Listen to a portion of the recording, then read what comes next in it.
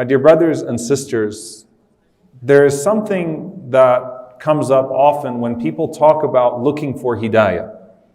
And Allah subhanahu wa ta'ala, when He talks about people looking for guidance, it's made very, very clear throughout the Quran that you have to take the initiative to look for guidance.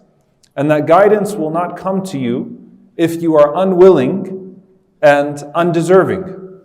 And that's why we have talab al-hidayah, we have the request for guidance constantly in our prayers. Every single time we read Surah Al-Fatiha, ihdina as-sirat al-mustaqim, asking Allah subhanahu wa ta'ala to guide us to the straight path.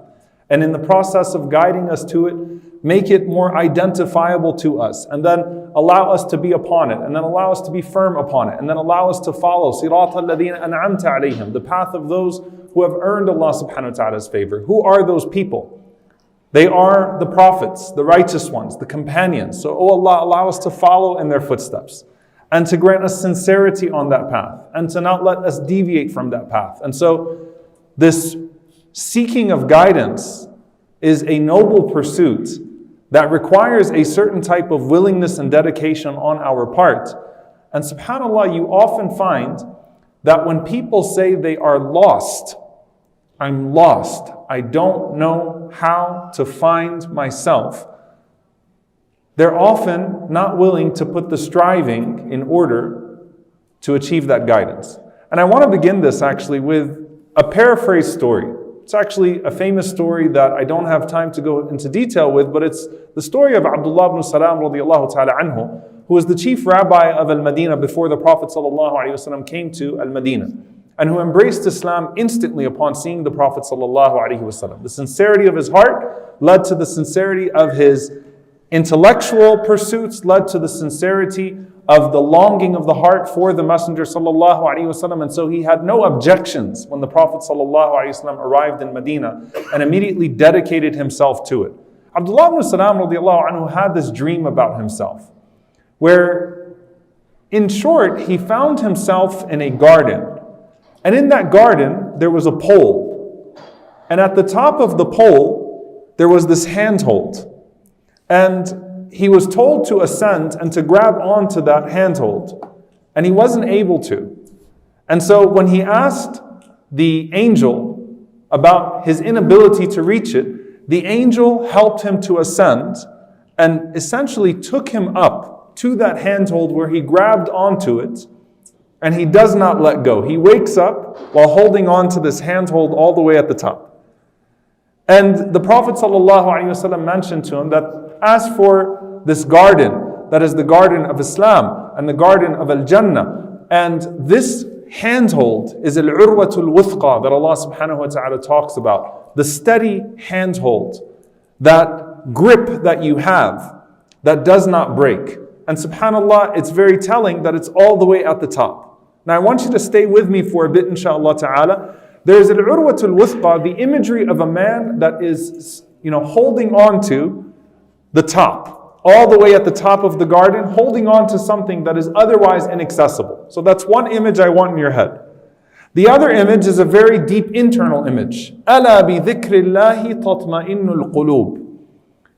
Is it not in the remembrance of Allah subhanahu wa ta'ala that hearts find satisfaction, tranquility, stillness? Yaskun, it is peaceful. And subhanAllah, that is, a spiritual image that Allah subhanahu wa ta'ala gives us of something very deep and internal that only He can truly see. Al-qulub, the heart. And then you have a very vivid image of an external, of a person holding on to a grip, a handhold that is all the way at the top of a garden, otherwise inaccessible. Now if you look at the opposite of that, you find the descriptions of a heart that is distracted, a heart that is in turmoil, a heart that never finds peace within and never settles upon anything and is all over the place. And you also find another image that Allah subhanahu wa ta'ala gives us in Surah Al-Hajj. حُنَفَاءَ لِلَّهِ غَيْرَ مُشْرِكِينَ بِهِ. Allah Azza wa Jal mentions people that are monotheists and they don't associate partners with Allah subhanahu wa ta'ala. وَمَنْ يُشْرِكْ بِاللَّهِ فَكَأَنَّمَا خَرَّ مِنَ السَّمَاءِ. And the one who associates partners with Allah subhanahu wa ta'ala, who tries to find something else to anchor themselves in. فَكَأَنَّمَا خَرَّ مِنَ السَّمَاءِ. I want you to imagine a person falling from the sky. The opposite of Abdullah ibn Salam radiallahu anhu holding on to that handhold all the way up there, a place that's otherwise inaccessible, with a firm grip until he meets Allah subhanahu wa ta'ala, and he's one of those who is guaranteed paradise. May Allah azza wa jal make us like that. Allahumma ameen. A man who's up there and whose heart is settled. And now you have a man who Allah subhanahu wa ta'ala is saying, imagine a person dropped from the skies. And on top of that, فَتَخْطَفُهُ الطَّيْرُ أَوْ تَهْوِي بِهِ الرِّيحُ فِي مَكَانٍ سَحِيقٍ. And then the birds come and they pick him up. And subhanAllah, some of the ulama, they said that the birds shred him. So he ends up in the bellies of multiple birds. And then he is scattered in different places. فِي مَكَانٍ سَحِيقٍ, in a place that is remote, lost. And even the person himself has no idea how he landed in this place. How did I get here? SubhanAllah, there are so many reflections upon this ayah, but I want you to contrast here. A person whose heart is all over the place and is in absolute turmoil, anchored in nothing, and the external is a person falling from the sky and getting picked up from bird to bird to bird to bird, drug to drug, pursuit to pursuit, dunya to dunya, worldly, materialistic things that he thinks is going to take him to a place that he needs to go, until he eventually crashes and he doesn't even know where he landed. That is the description of many people that are lost. How did I get here? You know, you often don't consider your highest potential until you hit your lowest low. That's the beauty of many of the companions of the Prophet sallallahu alaihi wasallam. Umar radiallahu ta'ala anhu is never ashamed for the place that he was in before. He's extolled. Because sometimes you have to hit that rock bottom and be that lost in order to recognize that you need to get to a better place, that higher potential. And Umar radiallahu ta'ala anhu represents the top of the top, right? The cream of the crop in that regard. But many people hit this rock bottom and hit this low where they have no peace on the inside, nor is the outside any less turbulent. The inside is turbulent, the outside is turbulent. So you have one person, أَلَا بِذِكْرِ اللَّهِ تَطْمَئِنُّ الْقُلُوبِ.